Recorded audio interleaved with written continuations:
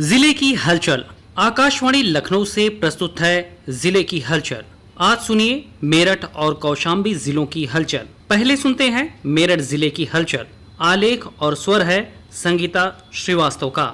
Reading culture को बढ़ावा देने के लिए मेरठ विकास प्राधिकरण द्वारा आयुक्त कार्यालय में स्ट्रीट लाइब्रेरी का शुभारंभ कमिश्नर सेल्वा कुमारी जे, जिलाधिकारी दीपक मीणा, सीडीओ नुपुर गोयल, उपाध्यक्ष अभिषेक पांडे ने किया। इस स्ट्रीट लाइब्रेरी में एक बुक बैंक भी बनाया गया है जो जरूरतमंद बच्चों को निःशुल्क पुस्तक भी देगा। मेरठ विकास प्राधिकरण के उपाध्यक्ष अभिषेक पांडे ने बताया कि मेरठ में 200 से अधिक स्ट्रीट लाइब्रेरी का निर्माण कराया जाएगा। इसके लिए अस्पताल, वेलफेयर सोसाइटी और अच्छे चौराहों का चिन्हीकरण किया जाएगा, जिससे लोगों में रीडिंग कल्चर बढ़े। साथ ही जरूरतमंद बच्चों को पुस्तकें भी उपलब्ध हों और बुक बैंक के माध्यम से लोगों से पुस्तक भी दान में ली जाएंगी। मेरठ विकास प्राधिकरण की इस पहल से जहां इस मोबाइल की दुनिया में लोग पुस्तकों की ओर बढ़ेंगे, वहीं पुस्तकों का अभाव झेल रहे बच्चे के हाथों में भी किताबें होंगी, वह शिक्षा की मुख्य धारा से जुड़ेंगे। मेरठ विकास प्राधिकरण ने प्राधिकरण की अध्यक्षा माननीय कमिश्नर महोदया के निर्देशन में स्ट्रीट लाइब्रेरी की परियोजना चालू की है। इसके अंतर्गत मेरठ शहर में लोगों में पठन पाठन की प्रवृत्ति को बढ़ावा देने के उद्देश्य से लगभग 200 नुक्कड़ चौराहों पे छोटी छोटी स्ट्रीट लाइब्रेरीज की स्थापना की जाएंगी। मेरठ में अंतर्राष्ट्रीय योग दिवस के अवसर पर कैलाश प्रकाश स्पोर्ट्स स्टेडियम में जिला प्रशासन और आयुष विभाग द्वारा आयोजित योग शिविर में प्रदेश के पशुधन दुग्ध विकास मंत्री धर्मपाल सिंह ने भी हिस्सा लिया और योग किया। शिविर में आर्ट ऑफ लिविंग के सदस्यों द्वारा योगासन कराया गया और स्वस्थ रहने की जानकारी दी गई। इस अवसर पर पशुधन दुग्ध विकास मंत्री धर्मपाल सिंह ने कहा कि मैं योग दिवस पर सभी प्रदेशवासियों को बधाई देता हूं। सबका स्वास्थ्य बेहतर रहे, इसके लिए हमारे संत महात्माओं ने और भारतीय सभ्यता में योग रसा और बसा है। योग से तन भी ठीक रहता है और मन भी ठीक रहता है और आज संपूर्ण देश में योग दिवस मनाया जा रहा है। माननीय प्रधानमंत्री जी ने योग को ख्याति दी और अब हमारा भारत देश विश्व गुरु बनेगा। सबका स्वास्थ्य बेहतर रहे, इसलिए हमारे संत महात्माओं ने और भारतीय सभ्यता में योग रचा और बसा है। योग से तन भी ठीक रहता है और मन भी ठीक रहता है। जब व्यक्ति का तन ठीक होगा तो मन ठीक होगा और मन ठीक होगा तो सारे कार्यों में रुचि लेकर भारत को और देश को प्रगति की ओर ले जाने का काम करेगा। मेरठ के महावीर विश्वविद्यालय व भारतीय सेना की ओर से पाइन सैनिक इंस्टीट्यूट में सेना के अमर शहीदों की वीर नारियों को सम्मानित करने के लिए एक कार्यक्रम का आयोजन किया गया। इस दौरान महावीर मेडिकल कॉलेज द्वारा एक स्वास्थ्य कैंप भी लगाया गया, जिसमें वीर नारियों सहित भारतीय सेना के जवानों के 150 से अधिक परिजनों के स्वास्थ्य की जाँच कर दवाई वितरित की गयी। इस दौरान महावीर विश्वविद्यालय द्वारा शहीदों के परिवारों को आजीवन आयुर्वेद चिकित्सा निःशुल्क उपलब्ध कराने की घोषणा की गई। कार्यक्रम में major general Manish Luthra, general officer commanding pine division brigadier Amit Chand, colonel Krishnakant Vajpayee और महावीर विश्वविद्यालय के डायरेक्टर तेजस भारद्वाज ने शहीदों की वीर नारियों का सम्मान किया। प्रदेश के ऊर्जा राज्य मंत्री और मेरठ की दक्षिण विधानसभा से विधायक डॉक्टर सोमेंद्र तोमर द्वारा प्रधानमंत्री नरेंद्र मोदी को तीसरी बार प्रधानमंत्री बनने व मेरठ हापुड़ लोकसभा से नवनियुक्त सांसद अरुण गोविल को विजयश्री प्राप्त करने पर मेरठ दक्षिण विधानसभा कार्यकर्ता आभार कार्यक्रम का आयोजन किया गया। कार्यक्रम में डॉक्टर सोमेंद्र तोमर ने कहा कि हम हृदय से अपने कार्यकर्ताओं का आभार व्यक्त करते हैं कि उन्होंने तीसरी बार प्रधानमंत्री नरेंद्र मोदी को प्रधानमंत्री बनने में अपना योगदान दिया। वहीं नवनिर्वाचित सांसद अरुण गोविल ने भी कार्यकर्ताओं का आभार व्यक्त करते हुए कहा कि चुनाव में सबसे महत्वपूर्ण भूमिका कार्यकर्ताओं की होती है, जिन्होंने मुझे विजयश्री का आशीर्वाद दिया। मैं उन सब का दिल से आभार व्यक्त करता हूं।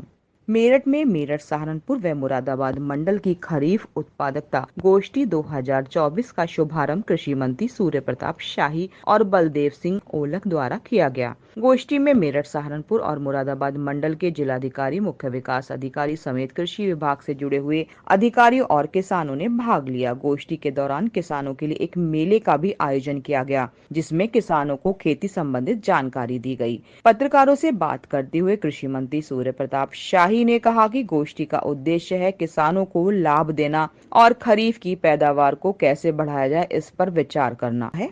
मेरठ जिले की हलचल के बाद आइए सुनते हैं कौशाम्बी जिले की हलचल। आलेख और स्वर है सोनेलाल का।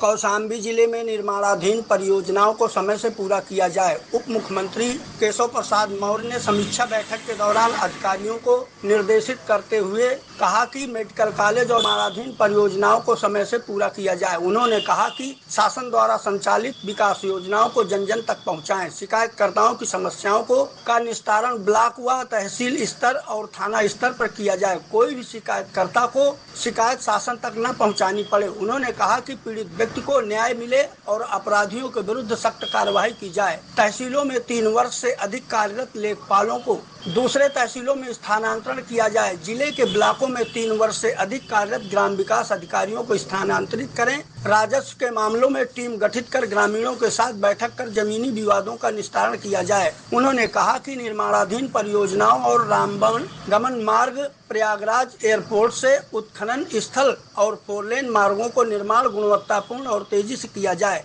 कार्यों में लापरवाही बरतने वाले अधिकारियों के खिलाफ कार्रवाई करें। उन्होंने जल जीवन मिशन के अंतर्गत हर घर नल से जल पहुंचाने की योजना को तेजी से पूर्ण करने के लिए कहा। पाइपलाइन से को जमीन के अंदर 1 मीटर गहराई पर बिछाएं। स्वास्थ्य योजना के अंतर्गत लक्ष्य के सापेक्ष 6,91,000 में 5,23,000 लाभार्थियों को गोल्डन कार्ड बनाए गए। उन्होंने मुख्य चिकित्सा अधिकारी को लक्ष्य पूर्ण करने का निर्देश दिया। गौशालाओं में संरक्षित गौवंश के लिए भूसा चारा और बीमारी से उपचार की दवाएं सुनिश्चित की जाएं। अधिशासी अभियंता विद्युत विभाग को निर्देशित करते हुए कहा कि ओवर बिलिंग और गलत बिल उपभोक्ताओं को जारी न करें। विद्युत फॉल्ट तत्काल ठीक कराएं। कौशाम्बी जिले में 10वें अंतर्राष्ट्रीय योग दिवस टेमा स्टेडियम में आयोजित किया गया। कारागार राज्य मंत्री ने हजारों लोगों के साथ योगाभ्यास किया। 10वें अंतर्राष्ट्रीय योग दिवस के अवसर पर कारागार राज्य मंत्री सुरेश राही ने कहा कि प्रधानमंत्री के संचालन से भारत की हजारों वर्ष पुरानी योग विद्या को देश दुनिया में पहुंचाने का कार्य किया गया। उनके प्रयास से योग दिवस केवल भारत में नहीं विश्व भर में मनाया जा रहा है। कहा कि योग दिवस का महत्व तब पूरा होगा जब हर घर के आंगन में योग अपना स्थान बनाएगा। कौशाम्बी जिले में परिषदीय स्कूलों की शिक्षा नर्सरी से बेहतर होगी। जिलाधिकारी मधुसूदन हुल्गी ने पद ग्रहण करने के उपरांत बताया कि जुलाई माह में परिषदीय स्कूलों में बच्चों की 100% उपस्थिति सुनिश्चित की जाएगी। स्कूलों में लापरवाही बरतने वाले शिक्षकों के खिलाफ सख्त कार्रवाई होगी। मनरेगा योजना के अंतर्गत प्रत्येक मजदूर को कार्य दिया जाएगा। कौशल विकास योजना के अंतर्गत बेरोजगार युवकों को प्रशिक्षण देकर स्वावलंबी बनाया जाएगा। बालू के अवैध खनन को रोकने के लिए टीम बनाकर जाँच की जाएगी। अवैध खनन करने वाले पट्टेधारकों के खिलाफ उचित कार्रवाई की जाएगी। कौशाम्बी जिले में 1 लाख से अधिक किसानों को किसान सम्मान निधि का लाभ दिया गया। उप कृषि निदेशक सत्येंद्र कुमार तिवारी ने बताया कि 1,77,652 किसानों को किसान सम्मान निधि की 17वीं किस्त ऑनलाइन बैंक खातों में जारी की गई। इससे किसानों को बीज और रासायनिक खाद क्रय करने में सुविधा मिलेगी। किसान अशोक विश्वकर्मा ने बताया कि किसान सम्मान निधि के लिए प्रधानमंत्री को धन्यवाद दिया। प्रधानमंत्री जी द्वारा किसान सम्मान निधि की 17वीं किस्त मुझे प्राप्त हो गई है। मैं प्रधानमंत्री जी का कोट धन्यवाद देता हूँ।